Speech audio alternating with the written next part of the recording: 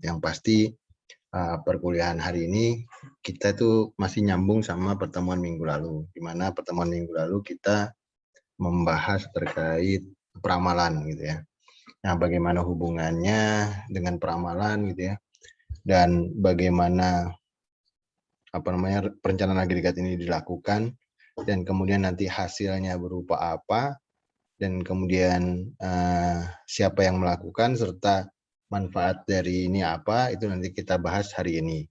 Mudah-mudahan waktu yang ada kita bisa menyampaikan semua ya. Nah, perencanaan agregat itu kalau kita lihat dari tujuan pembelajaran gitu ya, bahwa kita diminta memang pada akhirnya kita mampu menyusun master production schedule ya.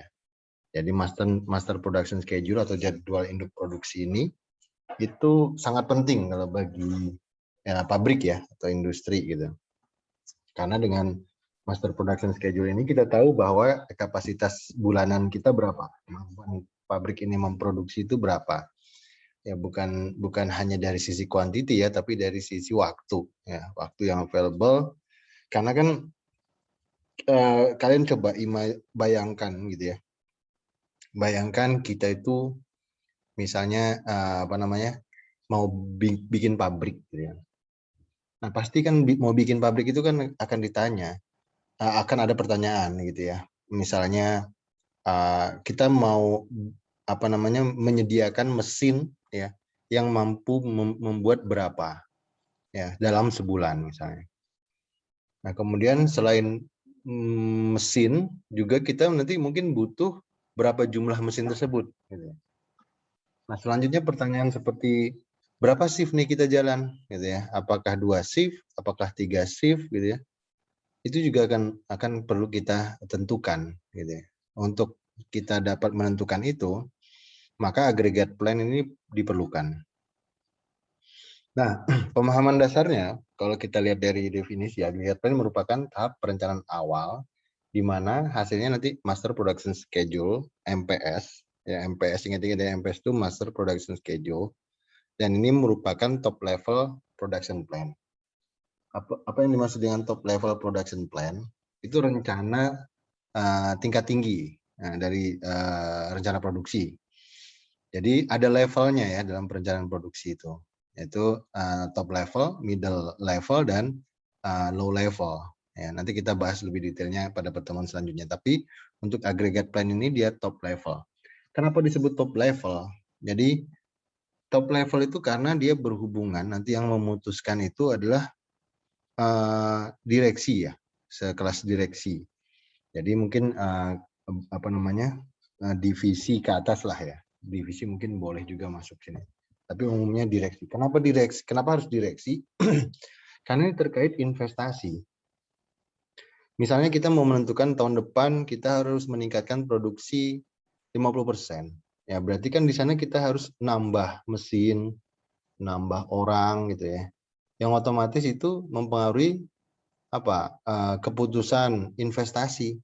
Nah, investasi itu nggak mungkin dilakukan atau diputuskan oleh sekelas manajer atau bahkan misalnya supervisor, itu nggak mungkin. Maka ini butuh direksi top level untuk mengambil keputusan terkait hal ini. Nah, kemudian agregat plan memperhatikan kapasitas dan kapabilitas ya. Jadi bukan hanya kapasitas. Jadi kalau kapasitas itu apa? Kapasitas itu adalah kemampuan untuk memproduksi dalam sisi jumlah maupun volume ya. Nah, kapabilitas itu adalah kemampuan ya, capability ya, capability. Jadi kemampuan. Jadi bukan hanya punya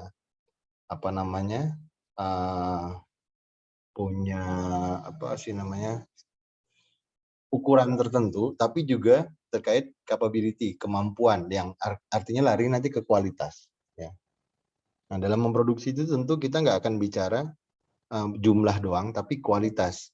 Dan biasanya kalau kualitas kita mau tinggi ya berarti mesin, bahan, sumber daya manusianya, operator dan karyawannya itu ya yang harus dari kualitas yang tinggi pula gitu, yang otomatis nanti mempengaruhi biaya ya, investasi, perekrutan dan sebagainya.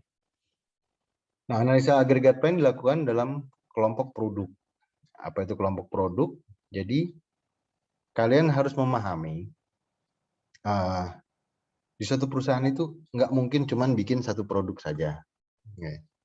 Contoh misalnya Unilever. Ya. Unilever itu nggak mungkin dia hanya bikin odol saja gitu ya. Ya, tapi di sana ada sabun, ada sampo dan sebagainya. Nah, agregat plan itu nggak bicara satu produk atau satu jenis produk, tapi keseluruhan produk yang disebut dengan kelompok produk atau product family. Ya. Sehingga apa? Sehingga yang mungkin sampo sama sabun itu mungkin satuannya liter misalnya ya. Sampo itu satuannya botol misalnya seperti itu. Nah, otomatis kan ini nggak bisa dijumlahkan, gitu ya. Nggak bisa dijumlahkan. Selain itu, kalaupun misalnya satuannya sama, tapi memprosesnya membutuhkan waktu yang berbeda.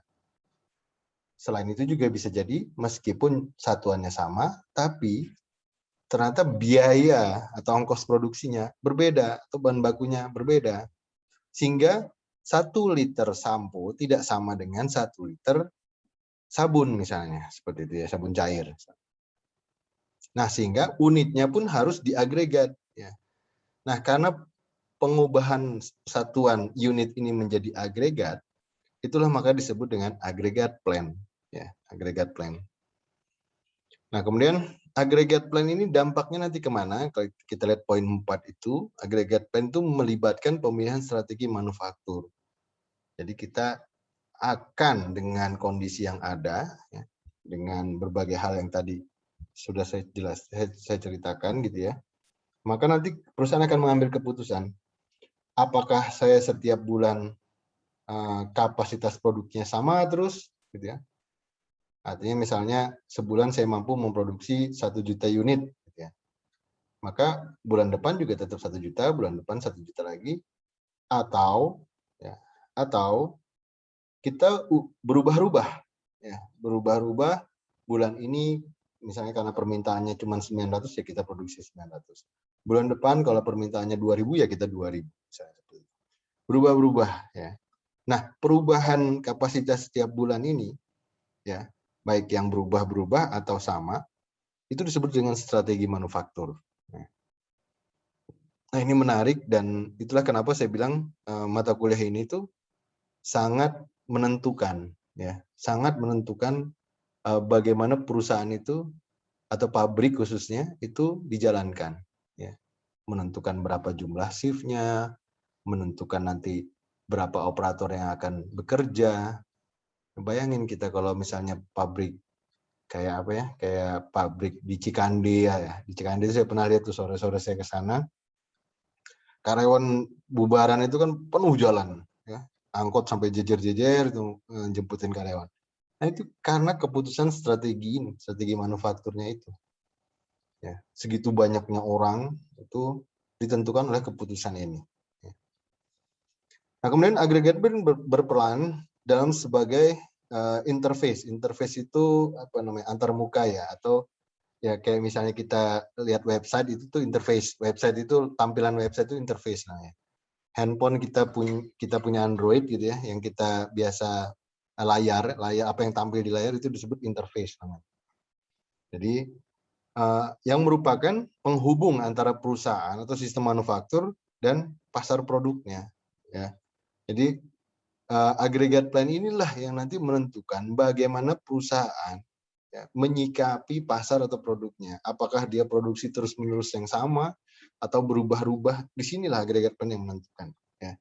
Jadi agregat plan ini pada prinsipnya adalah satu langkah yang dapat menyebabkan perubahan secara besar atau secara masif di sebuah perusahaan atau di sebuah pabrik khususnya.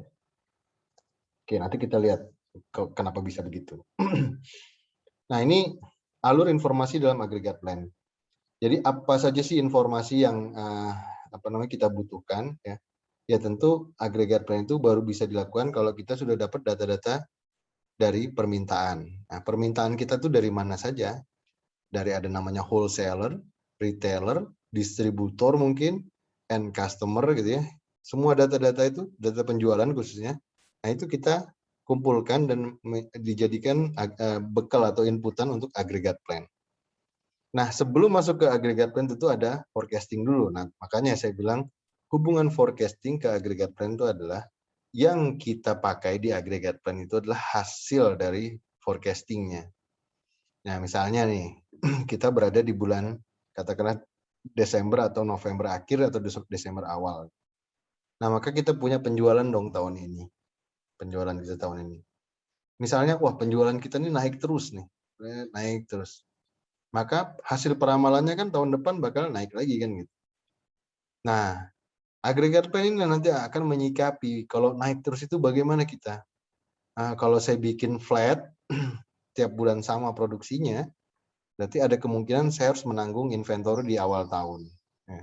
Karena apa yang kita produksi di awal tahun mungkin lebih banyak daripada permintaannya. Nanti baru balance di bulan, katakanlah di bulan Juli, dan kemudian nanti apa namanya di bulan Agustus ke atas itu permintaannya lebih tinggi ya. Tapi kita udah punya inventory. Nah, mungkin bisa jadi tidak seperti itu, tidak flat, tapi kita chasing ya. Jadi di awal tahun kita produksi sedikit aja, sedikit, sehingga jumlah orang yang kita butuhkan juga nggak banyak. Nah, di pertengahan tahun kita mulai harus investasi, ya beli mesin tambahan, rekrut orang gitu ya. Sampai dengan akhirnya kita harus meningkatkan kapasitas ya, meningkatkan kapasitas terus sampai akhir tahun, di mana yang akhir tahun itu yang paling tingginya mungkin puncaknya. Nah, itulah kira-kira gambaran aggregate plan ini, yang bagaimana aggregate plan itu sangat menentukan dan hubungannya dengan peramalannya.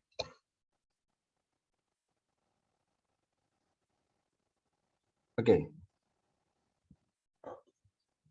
Saya berbicara sekarang tentang horizon perencanaan. Horizon itu apa? Horizon itu adalah rentang waktu ya.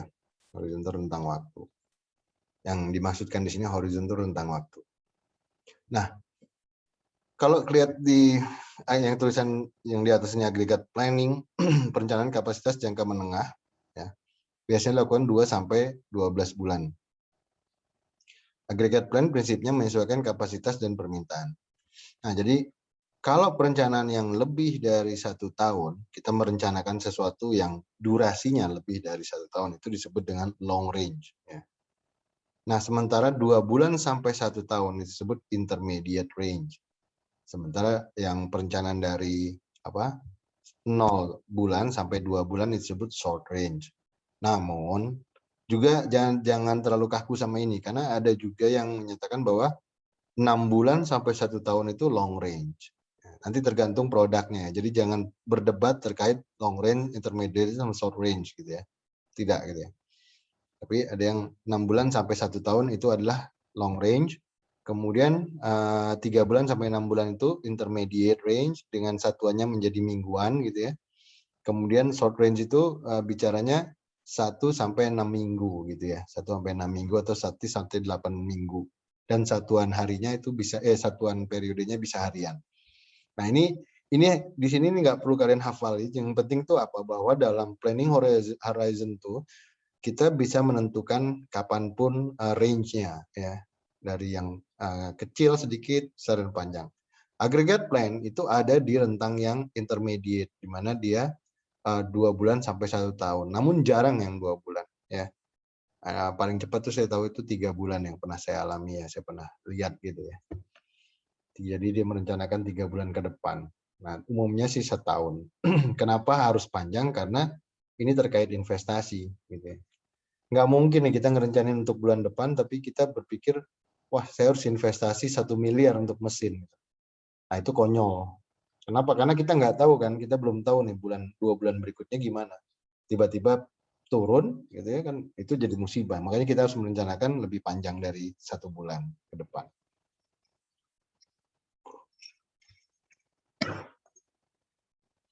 Oke, nah ini demarkasi itu garis batas ya. Nanti mungkin baca sendiri aja, saya pikir. Saya udah pernah bahas ini di pertemuan pertama, ada strategic plan, tactical plan, dan operational plan. Ya. Nah, perencanaan produksi itu masuk 2 level, yaitu strategik dan taktikal, sementara untuk pengendalian produksi itu masuknya operational plan. Nah, ini pertanyaan dasar dari pemahaman aggregate plan. Kita kan sudah melakukan peramalan demand. Katakanlah banyaknya segini. Maka untuk menyikapi demand ini, perusahaan harus bagaimana? Ya, perusahaan punya 3 opsi minimal. Sama dengan demand kita produksinya, kurang dari demand, atau lebih besar. Nah, kita harus menjawab ini. Aggregate plan yang menjawab ini. Nah, kita juga harus memperhatikan bagaimana konsekuensi terhadap perusahaan, ya, pilihan penambahan tenaga kerja, mesin, bahkan mungkin jumlah shift, yang tadinya hari Minggu bisa libur gitu ya. Nah, kalau kita naikin ya berarti kita hari Minggu tetap kerja ya, dan seterusnya. Itu konsekuensi logis yang harus kita ambil pada saat kita menyikapi demand ini. Ya. Kalau ada pertanyaan, ini aja ya, dipotong saja. Nah, ini masih teori, paling 5 menit ke depan, nanti habis itu kita mulai hitungan. Nah, saya berharap kalian nggak ngantuk, tapi coba kalau saya minta bayangkan, kalian bayangkan juga gitu ya. Karena nanti ini. Dan saya mungkin butuh menginformasikan ya, mudah-mudahan nanti ada di perkuliahan saya itu nanti akan ada dosen tamu ya dari industri beneran nih nanti. Mudah-mudahan dari Chandra Asri itu saya udah komunikasi, nanti dia akan mengisi beberapa pertemuan dengan kalian ya. Nanti itu pengalaman praktis langsung dia. Nanti kalian bisa bertanya realnya di lapangan itu seperti apa sih Pak gitu ya. Nah itu saya pikir itu bagus nanti buat kalian untuk dapat knowledge ya tambahan. Nah overview of planning level ya, yang tadi saya udah bilang short range, intermediate plan, sama long range plan-nya ini intinya 3 ini tadi lah saya pikir. Nah pertanyaan why aggregate plan ya. Kenapa rencananya harus dalam agregat? Tadi kan ya saya contohkan Unilever itu ada sampo, sabun dan seterusnya gitu ya. Nah kenapa harus digabungin? Kenapa nggak dibikin rencana satu-satu masing-masing ya per produk? Tentu hal itu akan lebih sulit. Kenapa? Karena detail itu pasti lebih sulit diperoleh untuk waktu yang lebih panjang. Ya. Perusahaan juga pasti merekapnya itu hanya total penjualan ya, nilai penjualannya. Misalnya PT Unilever ini dia dapat mendapatkan penjualan misalnya 2 miliar atau 100 miliar dalam bulan Januari, 120 miliar di bulan Februari dan seterusnya gitu ya. Pak, maaf, suaranya bergema Pak. Oh gitu, sorry. Saya nyalain kipas angin. Halo, apakah masih bergema? Sudah tidak Pak. Sudah nggak ya? Oke. Oh, saya cimit sebentar ya, ada telepon sebentar ya.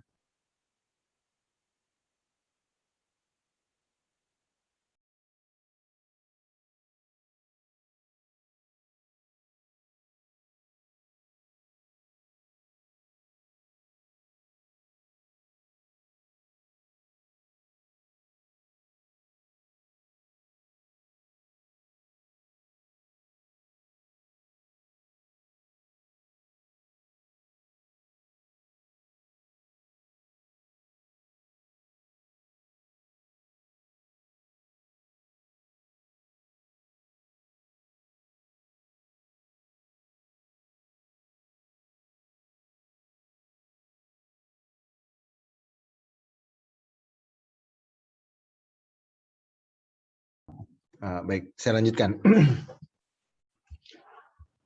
Oke, tadi soal detail ya.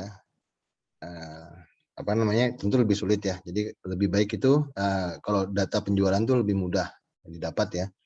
Jadi misalnya 100 miliar itu ya seluruh penjualan produknya gitu. Tapi kalau masing-masing ya itu lebih sulit. Meskipun kalau perusahaan sudah besar ya tentu nggak sulit lah. Namun yang paling penting itu alasannya di sini yang nomor 2. Detail itu membawa banyak ketidakpastian. Ya. Nah, ketidakpastian itu dalam konteks apa? Misalnya begini. Kasih contohnya itu apa ya? Misalnya kalian diminta kebutuhan, kan rata-rata kalian anak kos, ya orang tuanya nanya, kira-kira tiap bulan kamu butuh berapa untuk hidup dalam sebulan ya untuk kuliah. Ya, kalian kan kalau disuruh mendetailkan, misalnya beli sabun, beli ini, itu kan itu akan lebih sulit dan lebih tidak pasti. Ya, misalnya nih sabun. Sabun itu mungkin ada yang sebulan satu botol lah, anggaplah ya, satu botol. Enggak paham itu. Kalau sabun cair kali refillnya itu ya, satu refillan itu. Nah, tapi mungkin kalau misalnya saya butuh beli cukur kumis gitu ya. Nah, cukur kumis itu mungkin sebulan belum tentu ada gitu kan. Nah, sehingga apa? Sehingga untuk melihat menghitung atau meramal kebutuhan saya per bulan itu yang pasti itu akan lebih sulit. Nah, tapi kan kalian tahu tiap bulan kalian dikirim berapa sama orang tua selama ini, dan kalian tahu kira-kira seringnya kurang atau seringnya lebih kan gitu ya. Nah, sehingga lebih enak melihat itu saja. Jadi kalau misalnya orang tua ngirim katakanlah 1 juta, oh ternyata kurang gitu misalnya. Nah, jadi kalian tiap bulan tuh selalu minta tambahan 100-200 ribu misalnya seperti itu. Sehingga kalian tahu oh ternyata 1.200.000 itu pas. Nah, itu misalnya ya, misalnya. Nah, itu prinsipnya seperti itu. Kenapa dilakukan agregat gitu. Karena pada saat kita mau melakukan peramalan secara detail, itu malah justru banyak kesalahan atau banyak error ya. Oke. Lanjutnya, jika terdapat variabilitas, kenapa repot-repot membuat rencana detail? Nah, tadi yang saya contohkan tadi ya, mungkin kayak cukur jenggot, mungkin bulan ini kita butuh beli, tapi bulan depan enggak. Nah, kalau misalnya kayak apa lagi tadi, misalnya, oh buat biaya nonton film gitu ya ke bioskop ya, mungkin bulan ini nonton, tapi bulan depan enggak. Bulan ini nonton bisa 3 kali, bulan depan cuman enggak nonton sama sekali ya, karena filmnya enggak ada. Jadi prinsipnya gitu, karena ada variabilitas di tiap produk yang kalian harus estimate tadi, apa repot-repot membuat rencana yang detail. Nah, tapi cukuplah dengan rencana agregat. Ya, jadi nilai gedenya aja lah berapa itu. Oke. Oke, ini saya pikir nanti tinggal dibaca aja. Tapi intinya di sini itu adalah rencana agregat itu ya, dilakukan dengan 2 tahap ya. Agregasi dulu ya. Agregasi ini mengubah yang detail-detail tadi, yang ada beberapa macam produk tadi, itu kita jadikan produk family. Ya, itu namanya mengagregatkan. Jadi pada prinsipnya aggregation itu adalah menyatukan unit atau satuan yang kemudian kita bisa dijumlahkan. Ya, kayak tadi misalnya ya, cukuran kumis sama sabun kan nggak bisa dijumlahkan.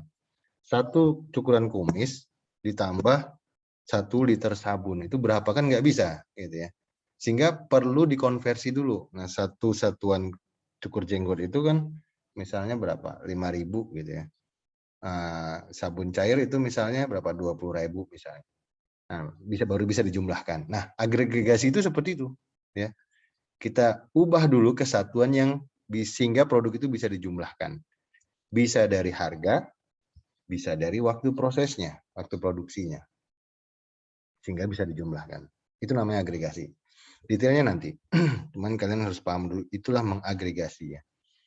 Disagregasi itu apa? Nah, setelah agregasi ini sebenarnya sebaiknya peramalannya dilakukan dalam agregat ini setelah agregasi. Jadi agregasi dulu baru peramalan, kemudian setelah hasilnya peramalan dapat, nah hasil peramalan itu yang kita disagregasi seperti itu.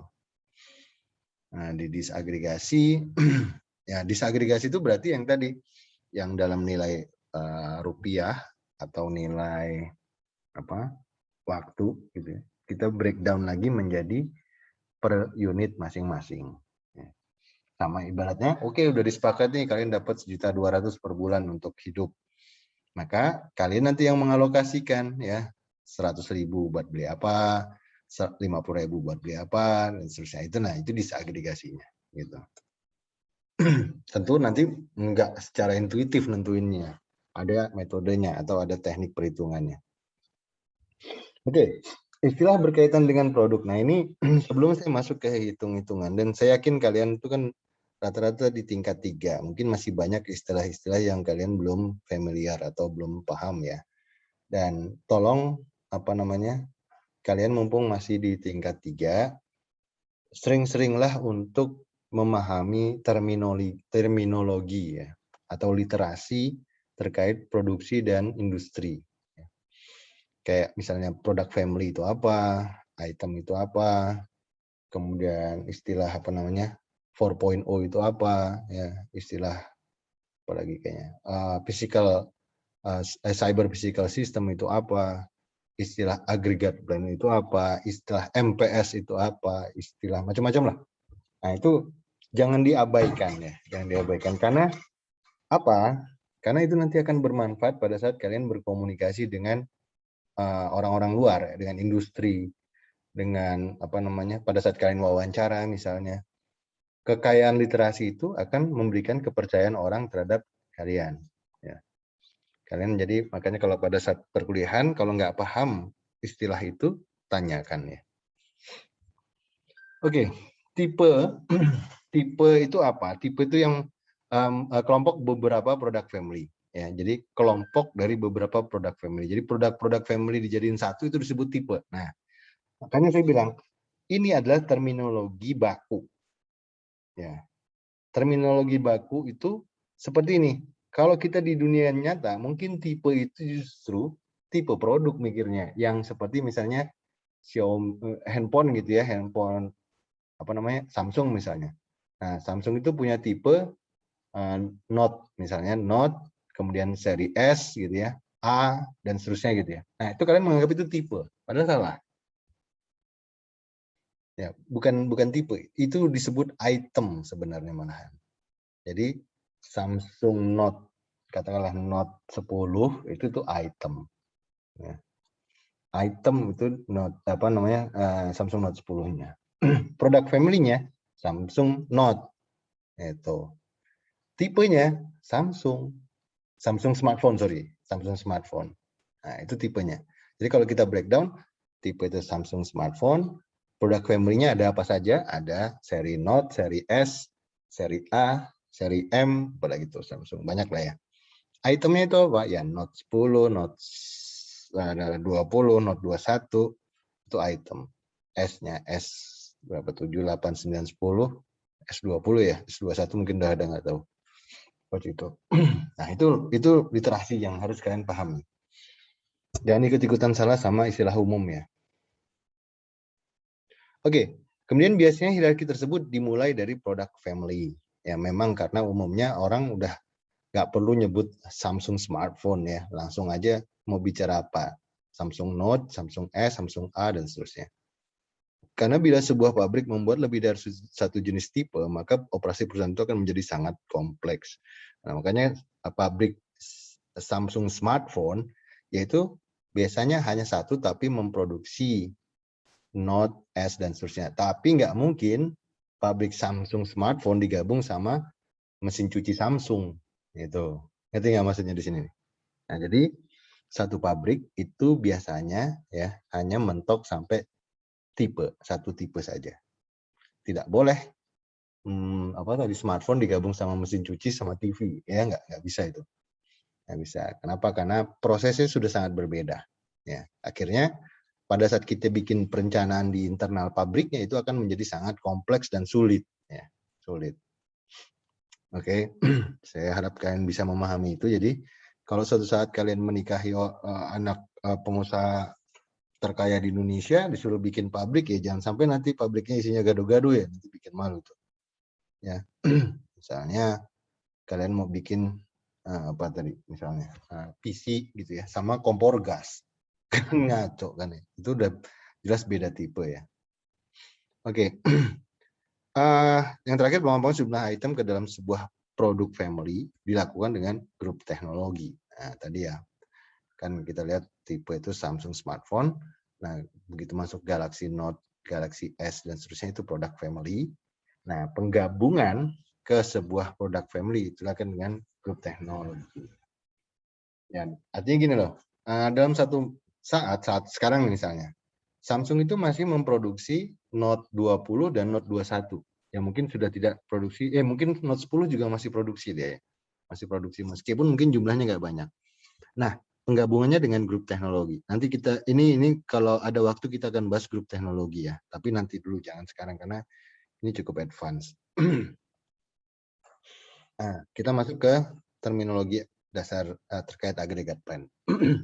Satuan agregat itu tadi sudah saya sampaikan, dia itu satuan yang menyebabkan item yang berbeda ya dari beberapa produk itu bisa dijumlahkan. Nah, artinya ada pengkonversinya. Pengkonversinya itu apa saja? Ada jam, ya baik jam kerja buruh, mesin atau resource lainnya. Ada waktu standar itu cycle time gitu ya, standard time atau standar baku lah atau apa yang mengkonversi atau dapat menjadi yang masing-masing item produk tersebut itu bisa dikalikan dengan waktunya masing-masing sehingga totalnya bisa sehingga semuanya bisa dijumlahkan. Nah, bisa juga harga jual atau ongkos produksi. Ya, misalnya tadi dalam sebulan kita itu produksi 10.000 Samsung Note, kemudian 15.000 Samsung S misalnya. Nah, bagaimana menjumlahkannya? Ya dikali harga jualnya masing-masing dulu atau ongkos produksinya, nah baru bisa dijumlahkan. Jadi kita bisa bilang, oh saya bulan ini saya berhasil menjual sekian miliar, kan gitu bicaranya. Nah, jadi bukan lagi menjual 10.000 Samsung Note, 12.000 Samsung S, dan seterusnya, itu kan terlalu lama ya. Nah, kita butuh tinggal bicara agregatnya saja. Oke, ada lagi satu nama agregat dummy. Ini namanya pseudo product. Nah, ini umumnya itu, ini nggak ada aturannya, tapi orang menyiasatinya itu dengan melakukan perbandingan antar produk ya.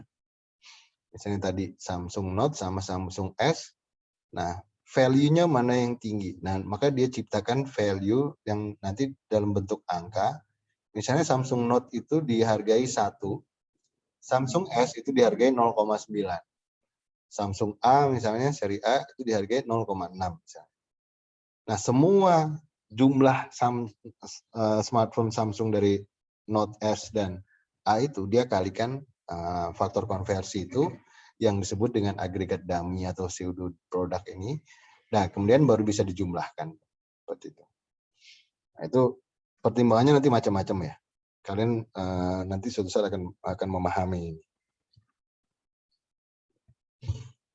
Ini contoh agregat plan unit ya.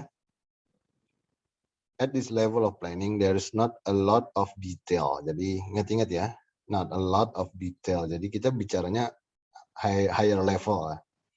Individual and product identity is typically not present. Jadi pada saat kita bicara aggregate plan, kita nggak bicara berapa jumlah Samsung Note, Samsung S, dan seterusnya. Kita tidak bicara itu.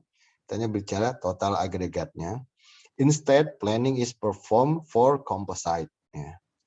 Or average unit of product in particular family or similar product. Jadi digabungkan ya tadi ya, particular family jadi family produknya. For example, we may plan for units of hair dryer without regard for whether they are 1,500 watt dryers, 1,600 watt dryers, or 1,875 watt dryers, travel dryers, and etc. Kita nggak peduli itu. Ya, nanti kita tahu bahwa total hair dryernya berapa. Tentu dalam unit agregat. Decisions are typically aggregated into monthly time period. Jadi agregat plan itu satuan periodenya adalah bulan ya, monthly time periods. Weekly or daily detail is not needed at this level of decision making. Ingat, yang mengambil keputusan itu direksi. Ya, kita nggak mungkin direksi bicara oh hari ini bikin apa, besok bikin apa, itu nggak mungkin. Dia bicara setahun, dan setahun itu bicara bulan. Nah, bulan itulah nanti yang menentukan. Misalnya kayak kita mau produksi bulan Juni gitu ya, tahun depan itu pakaian kita paling banyak di situ di bulan Juni. Nah, kenapa? Nah, direksi itu enak kalau bicara gitu. Karena apa? Oh, tahun depan bulan Juni itu Lebaran misalnya gitu. Jadi nggak masalah itu. Nah, tapi kalau misalnya tanggal 1 bulan Januari bikin berapa, mereka nggak mau tahu. Ya, itu terlalu detail buat mereka. those final time breakdowns will be made at lower levels of decision making still to come. Jadi setelah aggregate plan itu baru nanti di breakdown ke proses pengambilan keputusan yang lebih rendah ya, levelnya lebih rendah. Jadi sistemnya direksi ambil keputusan dan itu nanti sifatnya policy, kemudian diturunkan ke bawah, itu disebut strategic plan ya. Kemudian diturunkan ke bawah itu ke level kepala divisi atau manajer gitu ya. Yang itu nanti sifatnya taktikal. Kalau taktikal itu kebijakan atau keputusan yang diambil itu sifatnya mingguan ya, mingguan. Nah, kemudian turun lagi ke level yang disebut dengan operational level ya, operational planning. Nah, itu nanti levelnya supervisor ya, yang mengamati hari-hari karyawan kerja. Nah, itu supervisor tuh yang ngambil keputusan. Oh, si ini masuk, oh si ini besok gak usah kerja. Oh, ini kita lakukan perbaikan ini di hari ini gitu ya. Nah, itu bagian supervisor. Bukan di level manajer ke atas. Nah, ini contoh-contoh nanti bisa dibaca sendiri ya, saya pikir nggak perlu jelaskan. Ini juga nggak perlu saya pikir, ternyata banyak juga teorinya ya. Tapi nanti kalian bisa baca lah. Ini hanya rincian-rincian saja. Nih, output dari aggregate plan ini biaya total perusahaan, projected levels of inventory. Nanti kita lihat langsung, jadi nggak perlu dihafalin ya. Kalian nggak perlu ngafal karena saya hitung-hitungan senangnya. Strategi umum dari aggregate plan itu ada proaktif, reaktif, dan mix. Itu juga nanti kalian akan mengerti sendiri. Proaktif itu artinya mengubah demand menyamai kapasitas. Artinya apa ya? Kan gini, demand itu sebenarnya nggak bisa kita atur. Demand itu nggak bisa kita atur karena itu kan permintaan dari konsumen. Nah, tapi kalau kita punya strategi proaktif, berarti kita punya kekuatan marketing, ya. Yang tadinya orang nggak pengen beli, tapi karena marketingnya bagus, pinter, jadi pengen beli. Jadi ini disebut strategi proaktif.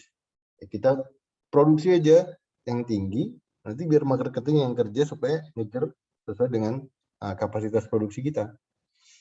Nah, kalau reaktif bagaimana? Reaktif itu kapasitasnya yang diubah-ubah, ngikutin permintaan. Nah, ini disebut reaktif. Umumnya, kalau bukan orang marketing, itu pasti reaktif berpikirnya ya. Nah, sementara mix ini gabungan. Ini orang-orang TI ini biasanya di sini nih, di mix ini. Selain kita bikin strategi reaktif, nah di satu-satu poin-poin tertentu yang kita yakin kekuatan kita cukup, maka marketing kita genjot untuk kerja lebih keras. Sehingga yang tadinya kita jual cuma 10.000 ya kita coba tingkatin bulan depan misalnya dengan 12.000. Nanti yang kerja kan, untuk mengejar itu. Oke, saya pikir nggak penting. Nah, ini yang paling penting. Jadi aggregate plan itu ada dua strateginya.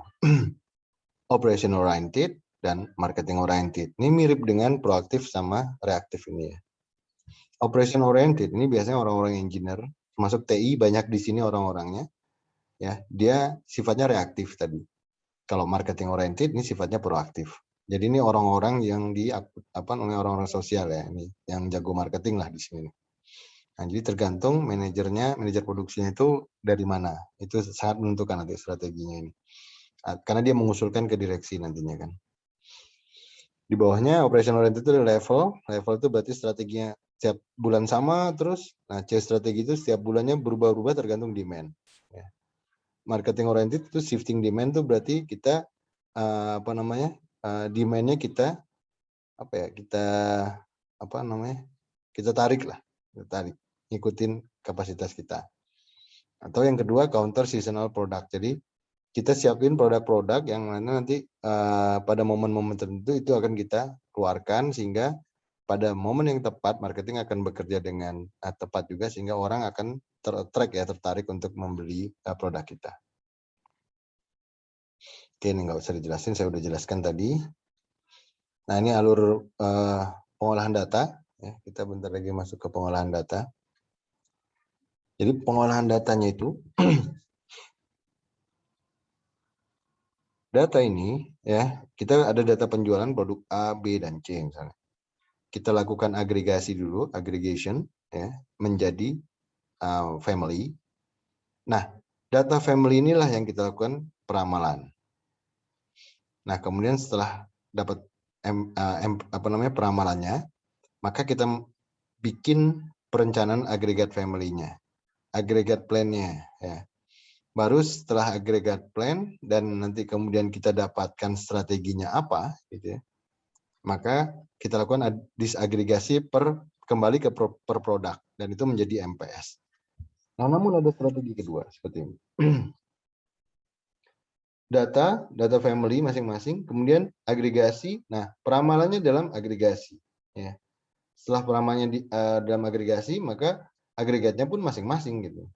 Nah, namun yang seperti yang disampaikan tadi, yang ini itu mungkin hanya bisa dilakukan untuk perusahaan-perusahaan tertentu saja ya. Dan ini nggak recommended karena nggak terlalu penting kita untuk bicara detail pada saat kita keputusan yang strategik. Gitu. Ya ibaratnya gini deh, misalnya kayak di level presiden gitu ya. Di level presiden tuh nggak mungkin dong mikirin misalnya ada, ya bukan saya nggak nggak tidak berempati sama pengemis misalnya. Nah, nggak mungkin presiden yang tinggi begitu posisinya memikirkan pengemis yang ada di PCI misalnya. Ya bukan berarti nggak boleh, tidak, cuman dia seharusnya memang memikirkan yang lebih tinggi lagi, ya, yang lebih strategik, karena dampak dari strategik itu kan luas, masif, ya, masif. Sama seperti direksi tadi, kebijakannya kita rekrut karyawan banyak, kita investasi mesin, ya, nanti yang ngerasain kan karyawan di bawah. Wah, asik. Bagaimana meningkatkan produktivitas karyawan? Kita tambah insentif. Nah, itu direksi yang mutusin. Nah, sama halnya presiden juga.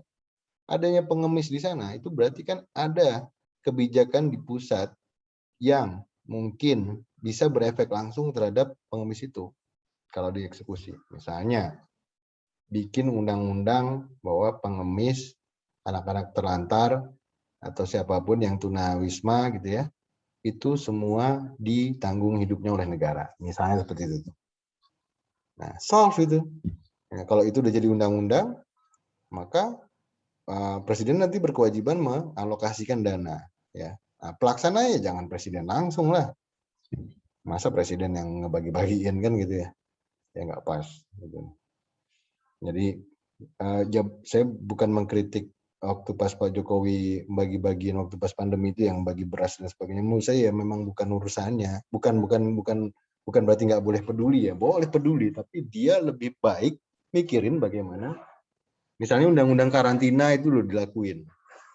Bukan ya PPKM model begini-begini ya, yang nggak jelas. Orang nggak bisa usaha dan susah. Kalau memang benar-benar memperhatikan rakyat, ya undang-undang kekarantinaan itu udah sangat-sangat memperhatikan rakyat. Itu aja dijalanin, pasti selesai harusnya. Saya lanjutkan. Nah, kita mulai masuk perhitungan ya. Ini hasil peramalannya. Jadi hasil peramalan dalam agregat misalnya sudah jadi kita nggak melakukan agregasi lagi ya. Kita sudah, jadi kalau dari tahap ini, nah yang ini ya, yang ini ada produk A, B, dan C, ini udah diagregasi ya. Kemudian dari agregasi ini dilakukan peramalan. Hasilnya ini, hasil peramalannya ini. Ya. Ini anggaplah ini tahun depan. Januari, Februari, Maret dan seterusnya ini. Mendapatkan nilainya sekian, 140 dan seterusnya. Ini hasil peramalan ya. Kemudian additional datanya, hiring cost itu $200 per pekerja. Firing cost, firing itu berarti memecat ya. Ini hiring itu berarti merekrut, firing memecat, regular pay itu gaji bulanan, overtime pay itu kalau lembur lah ya dibayar sekian 1,5 kali gaji regular pay. Inventory carrying cost itu adalah biaya inventory. Back order, nah back order itu apa? Nah saya minta kalian memahami istilah-istilah yang saya sebut ini. Kalau nggak paham tanya. Back order itu apa? Ada yang tahu nggak back order? Saya coba tanya dulu ke kalian.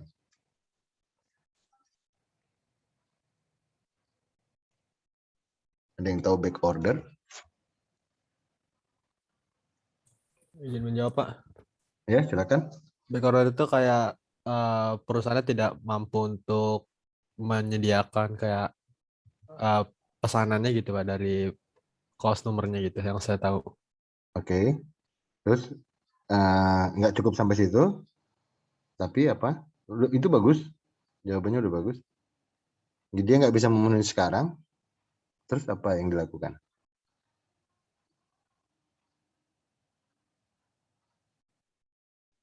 Berarti dia bisa memenuhinya kapan? Eh, bulan depan, Pak. Nah, iya nggak apa-apa. Artinya back order itu ya itu berkorelasi terhadap si apa customer ya. Customernya itu mau menunggu kalau yang dia minta nggak ada. Nah, itu disebut back order. Nah, karena nggak ada itu, tapi di situ ada penalti ya, makanya disebut back order cost. Ada biaya back order. Ya. Jadi kayak inden gitu ya, mobil inden gitu ya. Nah, itu back order. Ya, back order. Ya, bagus. Ini siapa namanya? Patih, Pak. Fatih. Oke, Fatih.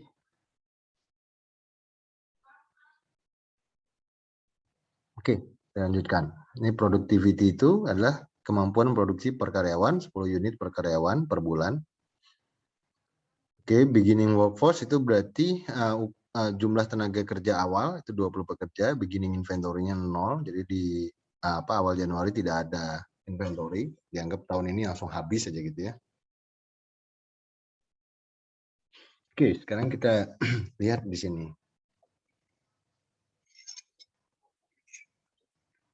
Kita akan hitung pakai Excel aja. Biar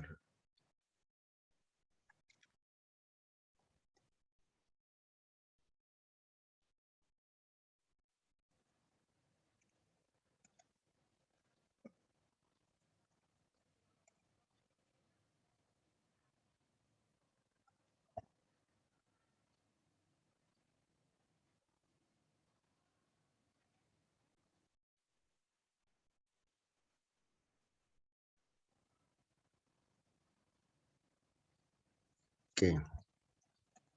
Kalian lihat judulnya ini, level strategy with inventory and back orders. Saya tulis di sini. Oh, kemudian. Oke.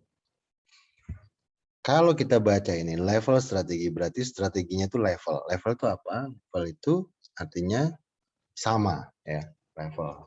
Kalau orang bilang selevel gitu kan. Level itu sama. Nah, jadi artinya dia itu atau perusahaan mencoba untuk menghitung kalau misalnya tiap bulan produksinya sama terus gitu ya. Sama. Berarti akan ada konsekuensi inventory tentunya. Karena kalau dia produksi misalnya 100, permintaannya 80 ya berarti akan ada yang sisa gitu ya. Nah, kalau dia produksi 100 ternyata permintaannya 120 ya berarti ada yang tidak terpenuhi. Nah, tidak terpenuhi itu berarti kalau inventory itu konsekuensi, kalau back order itu adalah situasi atau kondisi. Jadi level strategi with inventory and back order itu hanya bisa dilakukan untuk perusahaan-perusahaan yang memiliki konsumen yang mau menunggu.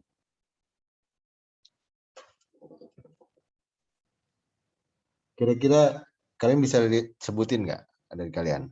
Kira-kira produk apa, contoh produk yang kalau kalian beli barangnya nggak ada, kalian mau nunggu? Yuk, kalian ngelatih. Itulah muncul nanti back order.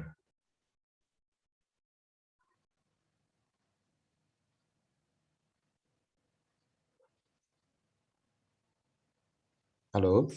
Menjawab, Pak. Ya, silakan. Siapa nih? Kalau saya sih itu Pak biasanya kendaraan sih Pak. Jadi kan misalnya kendaraan di dealernya itu warnanya tidak ada. Jadi saya siap menunggu untuk warna yang saya inginkan gitu Pak. Nah, betul. Siapa namanya nih? Aldeko Pak. Aldiko ya, kamu aktif sekali Aldiko, minggu lalu juga jawab ya. Nah, betul apa yang disampaikan Aldiko ya. Misalnya kalau kalian pengen ke showroom mobil gitu ya, pengen beli Fortuner warna putih misalnya. Sampai di sana yang ada warna pink.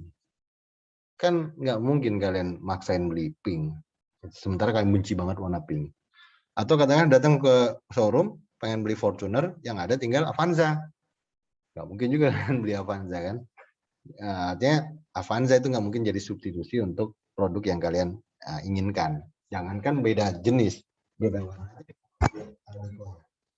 Itu betul. Nah, itulah produk-produk yang bisa back order. Nah, tapi yang tidak bisa back order, kira-kira yang kira-kira nggak mungkin nih produk kalau orang mau nunggu karena barangnya nggak ada. Kira-kira apa yuk?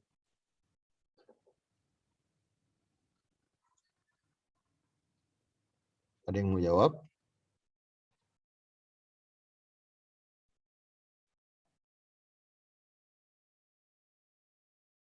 Nggak ada yang mau? Boleh diulangi lagi nggak Pak pertanyaannya?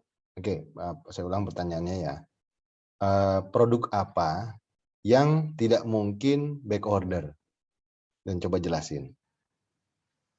Tadi kan mobil bisa back order kan? Karena nggak mungkin dong kita datang nggak ada mobilnya, kita ganti mobil lain, beli mobil yang lain, kan nggak mungkin itu. Nah, tapi kira-kira produk apa yang orang datang kalau nggak ada, dia bisa ganti yang lain gitu. Kamu butuh A itu nggak ada, adanya B ya, kamu beli B gitu. Karena kalian nggak mau nunggu A, nunggu udah ada dulu. Jawab Pak. Ya silakan. Air mineral Pak.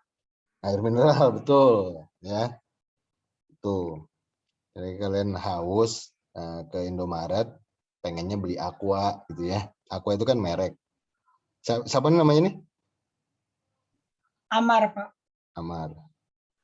Nah, Aquanya nggak ada, adanya Ades misalnya ya. Ya tetap dong pasti mau beli Ades, orang haus kan gitu ya. Gitu. Atau mau beli permen Kiss misalnya, nggak ada permen Kiss, adanya permen apa namanya, Kopiko, ya udah jadilah Kopiko. Oke, bagus Amar. Nah sekarang kita kembali ke sini. Kita lihat total permintaan setahun berapa. Bagaimana menentukan level produksinya di yang sisi yang ini ya, yang production ini nih. Mau berapa kita ngisinya? Karena kita bicaranya level. Yang paling sederhana menentukannya itu adalah dengan menjumlahkan dulu total ini ya 2.400 ya dibagi dengan jumlah bulannya kan, bulannya ada berapa nih? 12. Nah, maka kita akan tetapkan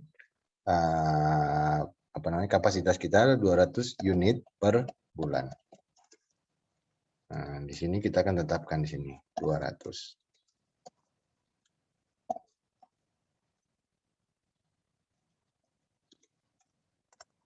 Oke, 200. Nah, sekarang beginning inventory. Berapa nih di bulan Januari yang ini? Berapa beginning inventory kita? Ada yang ingat nggak tadi di slide?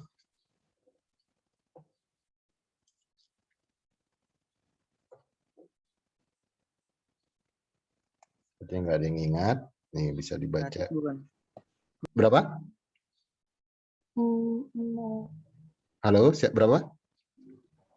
Masih nol bukan Pak? Masih 0, ya betul. Ada yang ingat ya. Di sini kan tadi nah di sini nih. Beginning inventory 0 units. Ya, barusan siapa namanya? Tahara Pak. Tahara. Iya Oh, Pak. Tahara, TH ya. Tahara. Mungkin saya nggak pernah lihat kalian, tapi namanya jadi hafal kalau sering menjawab ya. Oke, sekarang kita hitung di sini. Kita produksi 200, ya kan? Permintaannya ada 100. Nah, di akhir bulan Januari, ending inventory-nya ada berapa? 100 bukan? Ya, 100. Ini apa? Fatih ya? Barjuki Pak. Barjuki. Ahmad Barjuki ya? Iya Pak. Ya betul ya, 100. Ya kan wajar ya. Jadi kita bikin 200, diminta 100, sisa 100 kan gitu ya. Nah, berarti 100 yang ini itu akan menjadi beginning inventory pada periode bulan Februari, ya kan gitu. Nah, tentu ending inventory-nya itu adalah 200 kita produksi, kita punya inventory 100, dikurangin permintaannya 150. Nah, 150 itu adalah ending inventory di bulan Februari. Dan itu menjadi beginning inventory di bulan Maret. Seperti itu. Ini rumusnya akan sama ya. Sorry. Oke, ini akan sama seperti ini. Nah, ini terjadi nih. Ya. Ini kita lihat, kita punya produksi 200, punya inventory awal ada 100, permintaannya 400, maka akan minus. Nah, bisa minus inventory itu karena kita back order. Ya boleh minus ya. Realnya inventory itu kan nggak mungkin negatif kan ya. Jadi di gudang, kita bayangin inventory itu selalu ada di gudang. Gudang kita tuh nggak mungkin bernilai negatif. Ya. Yang mungkin terjadi negatif kalau ada back order. Ingat-ingat ya, gudang itu bisa bernilai negatif kalau kita ada back orders. Nah, ini akan menjadi beginning inventory di bulan Mei.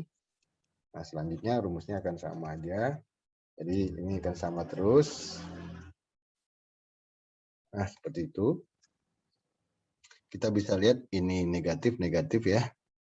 Ini positif lagi dan pasti kalau hitungan kalian benar di akhir tahun Desember itu akan jadi 0 juga karena beginning inventory kita 0. Kecuali kalau ini beginning inventory kita ada misalnya 100 gitu ya. Maka dia nanti juga tetap 0 ya. Jadi berapapun ini ya beginning inventory, kalau kalian ngitungnya benar ini pasti 0. Nggak mungkin nggak 0 gitu ya. Itu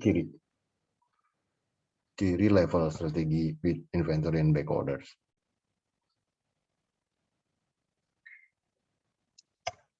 Oke, sekarang carrying cost. Ini yang dimaksud dengan carrying itu adalah lebih tepatnya inventory carrying cost. Bagaimana menghitungnya? Inventory carrying cost itu terjadi kalau ending inventory-nya bernilai 100 seperti yang ini ya. Nah, ini 1000. Dari mana 1000 itu didapat dari kita punya inventory cost-nya.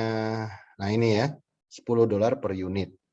Dari sini $10 per unit, maka kita punya inventory 100 menjadi di sini 100 kali 10 itu 1000 ya. Maka ini menilai, ini kita tulis aja deh.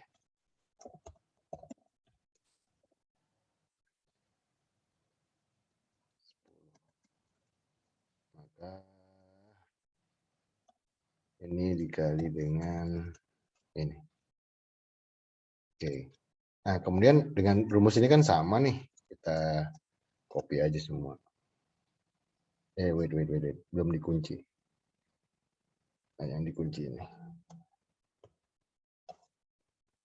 Ini kayaknya masih ada salah lagi. Salahnya apa? Inventory cost nggak mungkin negatif. Sehingga rumus ini harus kita perbaiki dengan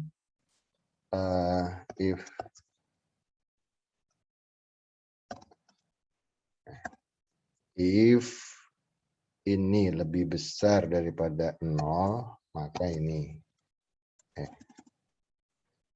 Maka rumus ini, jika tidak, maka 0. Ya, gitu.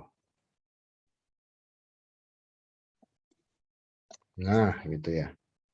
Jadi, yang bernilai negatif, dia harus 0. Kalau bernilai positif, dia ada nilainya. Oke, back order cost. Back order cost-nya di sini kita cari. Back order cost-nya itu biayanya berapa. Nah, ini ya. $20 per unit. Maka rumusnya sama seperti tadi. Coba ini $20. Ini back order cost. Oke, ini perbaiki rumusnya aja. Ini ke atas. Yang ini ke bawah. Tapi ininya conditionalnya ya kurang dari dan ininya dikasih negatif. Nah, Nah, jadi kebalikannya ya. Yang bernilai positif itu 0 untuk backorder ya. Basisnya kan inventory. Yang bernilai negatif dia ada nilainya. Bernilai positif 0, bernilai negatif ada nilainya. Regular labor cost-nya berapa? Itu bisa dilihat dari ini ya. Ini kan kita punya jumlah tenaga kerja mana regular pay-nya gajinya per bulan 5.000, jumlah tenaga kerjanya ini 20 pekerja. Berarti regular labor cost-nya ini kan number of worker itu ada 20.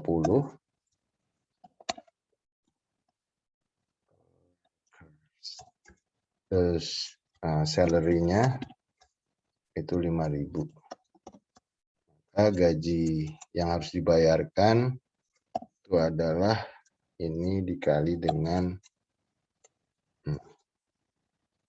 sisanya sama. Oke. Nah, overtime cost-nya ada nggak? Ada yang tahu nggak bagaimana menghitung overtime cost-nya? Yang bisa jawab nggak?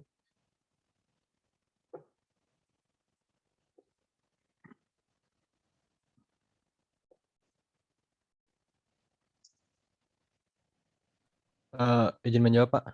Silakan. Labor cost dikali 1,5 bukan yang overtime cost yang jadinya, Pak. Ya, jadinya berapa itu?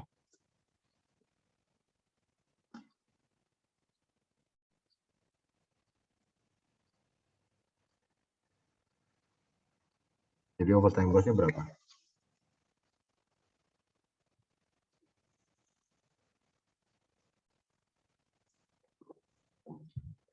Ingat, strategi kita itu back order ya. Back order. Back order itu kalau kita kurang, kita nggak perlu. Ini kan kayak gini nih, bulan April ini kita kurang 100. Kalau kita konsumen kita mau back order, ngapain kita bikin lembur di sini? Overtime itu kan meaningnya apa? Lembur kan.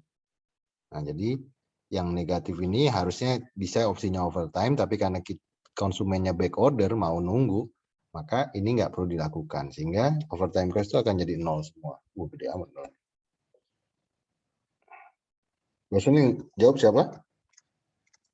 Fatih, Pak. Fatih. Ya, dan Fatih tetap 0 nih ya. Jadi karena perusahaan tidak memilih overtime. Nanti yang overtime ada lagi di yang berikutnya, di strategi berikutnya ya. Ini kan yang sekarang ini, yang makanya ini kosong. Nah, nanti pas ini subkontrak ya. Nah, hiring and firing dan terakhir overtime. Nah, overtime-nya baru ada di sini. Nah, kita balik lagi ke sini. Nah, setelah kita dapat perhitungan ini, ya kita jumlahin nih semua biayanya gitu kan ya. Semua biayanya. Nih total cost. Oke, kita jumlahin di sini. Yang biaya kan sampai sini. Nah, ini biaya. Oke, kita jumlahin ini totalnya berarti di sini. Oke, itu. Ya, ini biaya yang dikeluarkan kalau kita memilih strategi inventory and back orders dengan level strateginya. 1.216.800 US dollar ya. Sama nggak hitungannya? Sama ya. Oke. Mungkin untuk hari ini sampai sini dulu ya, karena saya kebetulan ada rapat gitu ya, yang harus saya hadiri. Jadi mungkin nanti minggu depan kita lanjut ke yang subkontrak, hiring firing, overtime and idle time, dan nanti kita akan memilih tuh. Intinya kan, nah ini yang kita lakukan nih agregat plan lah intinya. Kita memilih strateginya apa ya, dan kondisinya seperti apa. Nah pada saat sudah kita hitung semua, nanti kita akan pilih strategi mana yang paling murah tentunya ya. Kalau orang TI kan pasti mikirnya yang paling murah. Yang paling murah itu ya kebetulan yang ini. Ya. Nah kalau ini paling murah, dan kemudian kita tentukan, oke berarti ini akan kita pilih. Saya angkat telepon sebentar ya.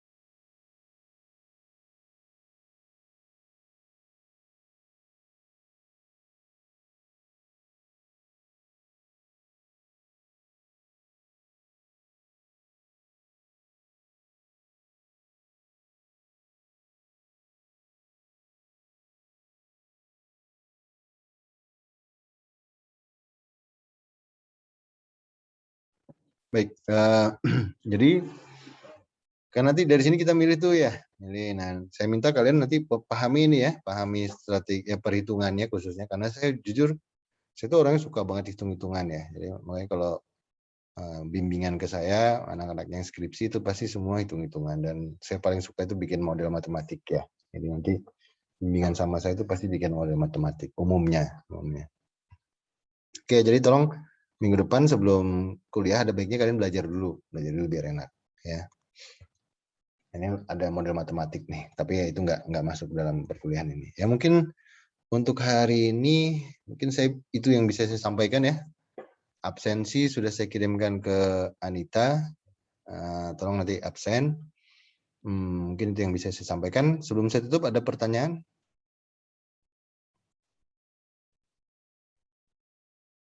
Cukup, Pak.